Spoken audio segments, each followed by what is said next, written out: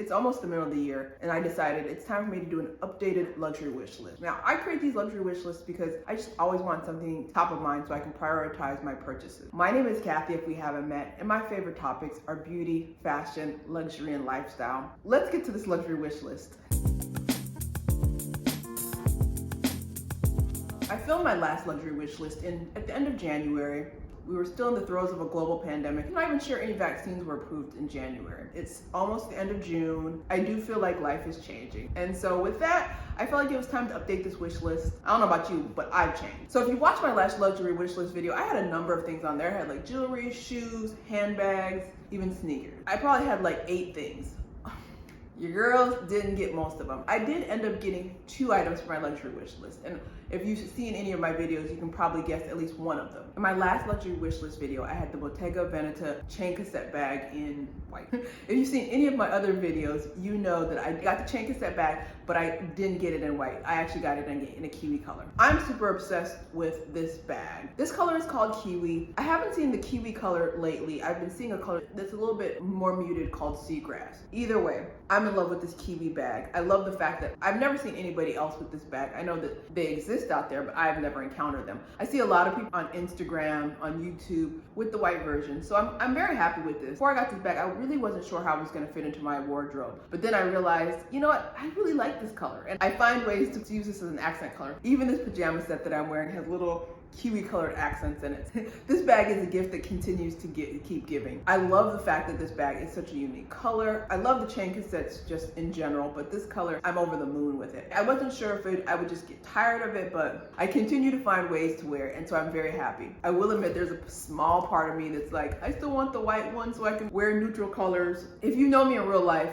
I do wear neutral colors, but I'm more of a bright color person. I'm wearing this kiwi color out. If you recall, I bought this bag on Gilt for $32.50. When I first decided I wanted the bag was like $3,800. And then I think when I made the video in January, it was $3,900. The chain cassette bag, it now retails for $4,100 on the Bottega Veneta website. So I'm very happy that I got it for the price that I did. As some of you know, I also love sneakers. In the last video, I had a couple of sneakers on the wish list. I know some people don't consider that luxury. I consider them a luxury purchase because these sneakers are selling for much higher than retail. Also, if you haven't noticed, a lot of my favorite influencers are wearing sneakers. I see people like Tamara, Karen Britchick, a bunch of other influencers that I love styling their luxury handbags with sneakers, and why not? It's a pandemic. No one's going to runway shows or fashion week wearing 4-inch stilettos. People are living their lives in sneakers. A lot of women are realizing what men already knew, that number 1, sneakers are really cool. They go with a lot of clothes. And number 2, they're comfortable. I love the juxtaposition of high fashion, luxury handbags, and sneakers. It's gorgeous. I see it as a trend that's gonna continue for the rest of 2021. You can quote me on that one. So in the video, I talked about I wanted the Yeezy Boost 350 in the zebra colorway. And I ended up getting it. So I got these on StockX. I have not worn them.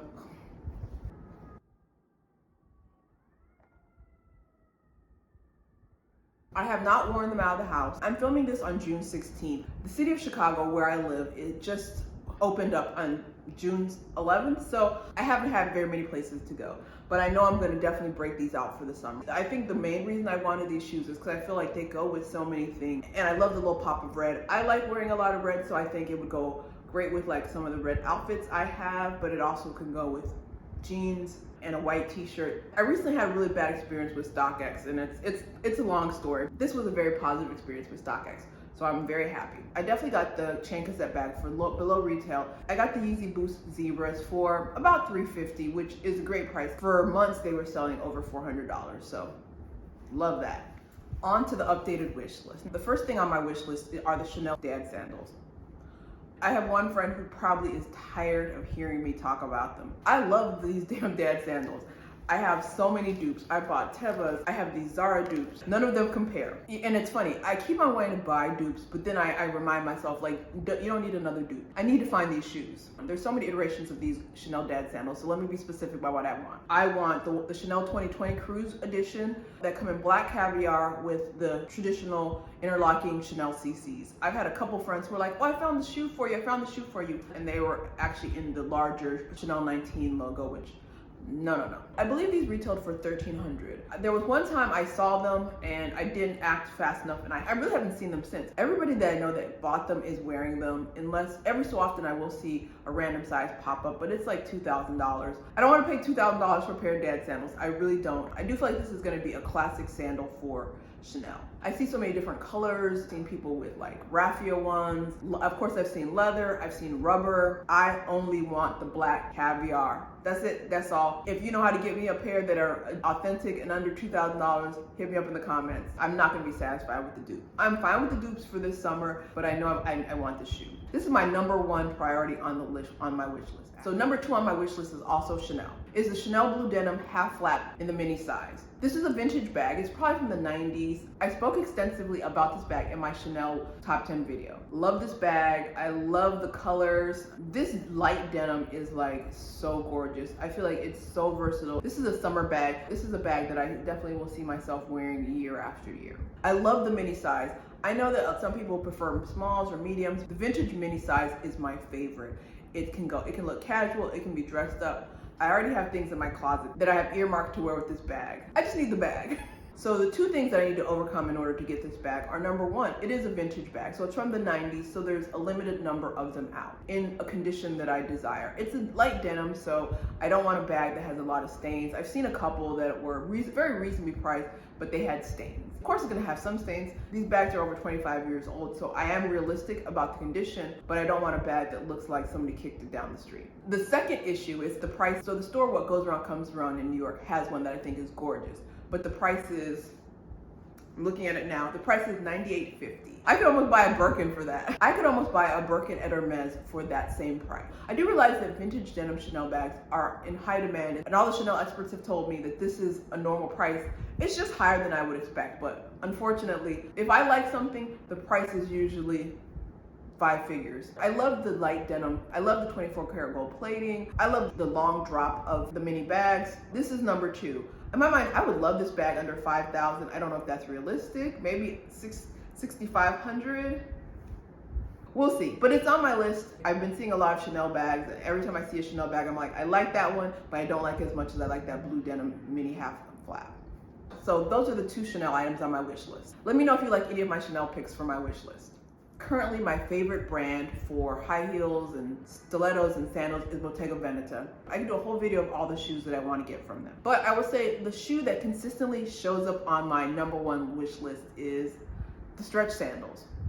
In my last wish list video, I said I wanted the black pair, and I still do. I've been rocking with these Lulu dupes probably for the past year. Like last year was fine because I didn't go anywhere. I was just using these to shoot content. It's actually a good shoe for when I have to do shoot content. They're a great look for less. They're actually really comfortable. I was surprised. So I'm gonna keep these, but I want the stretch sandal in the black. I actually was gonna get the Kiwi pair. A friend talked me out of it because she said it was too matchy-matchy. I kind of regret that. A little bit after I bought the chain cassette bag, I saw the stretch sandal on Gilt. In most Bottega shoes, I wear a 39. I think the black ones came up, but they sold out on 39 immediately. I'm still kicking myself for not getting them. They're now back to full price. I've not seen the black ones or even the Kiwi ones anywhere for a sale price. So I'm kind of looking at myself like, you big dummy. If you've never tried on Bottega shoes, oh my gosh, they're super comfortable. Bottega shoes have such great craftsmanship, but my favorite thing is this grip. I am forever in love with Bottegas. The leather is superb. It's a sexy shoe. Another thing I like about Bottegas, it's the heel height. Like I myself personally love Jimmy Choo's over Christian Louboutins. It just fits my arch better. This 3.5-inch heel height that Bottega loves to put on their shoes, chef's kiss. It's the best thing ever. It's like you get enough height, but you can also, it's walkable. It's the best of both worlds. It makes my legs look good. But if you are 4'11", I definitely understand why you're not gonna part with your 5-inch heels. But for me, I'm gonna stick beside them. Yeah. My last shoe on my wish list is a sneaker, of course. If you watch any of my other videos, you know that my love for sneakers goes deep. I have a very long wish list of sneakers. And so I think in my last video, I said I wanted the Air Jordan 4 Off-White. I still love those shoes, but when I really took a good look at my closet and the things that stand out to me, the things that I love, and actually sneakers that I'm going to wear to death, I changed some things around. So one sneaker on my updated luxury wish list is the Air Jordan 1 Retro High, and this is the Homage to Home. This is a really interesting sneaker because it's like basically two sneaker colorways in one. I really love the uniqueness of the Homage to Home. When I first got into sneakers, this was the first shoe that I was like, I want that shoe. But I purchased the Satin Snakes, and it was one of those situations where I got the Satin Snakes home. I love them, I've worn them. It was kind of like with the dad sandals. I realized I got these because I wanted the Homage to Home. It's just not the sneaker, right? So this to me is the sneaker that I know that if I got it, I'd be like, okay, this is number one on my wish list for sneakers. And it's been number one, and I feel like 2021 is the year for me to check it off. And actually the price right now is really reasonable. It's under $600, which is more than I'd like to pay, but I do feel like it's better than the Air Jordan 4 Off-Whites, which are $1,300 right now. Let me know what you think of this sneaker. I know this is one of those sneakers where either you love it or you hate it. I'm sure a lot of you are gonna hate it. If you like the Homage to Homes, give me a thumbs up. In this wish list, I've talked about shoes, a handbag. What else is there? This wish list is about me looking at things and saying, okay, what can I buy that I know I'm gonna wear every day, or I'm gonna get a lot of use? For example, I've worn these stretch sandal dupes more than any other shoe in 2020 and 2021 even. So I know that if I get the Bottega Veneta version, it's gonna get worn. So with that being said, the last item on my luxury wish list is a vintage Rolex Datejust 36mm in 18 karat yellow gold with a fluted bezel, the President bracelet with the champagne dial. So the champagne dial gives it that gold on gold look. You can either get Roman numerals or diamonds.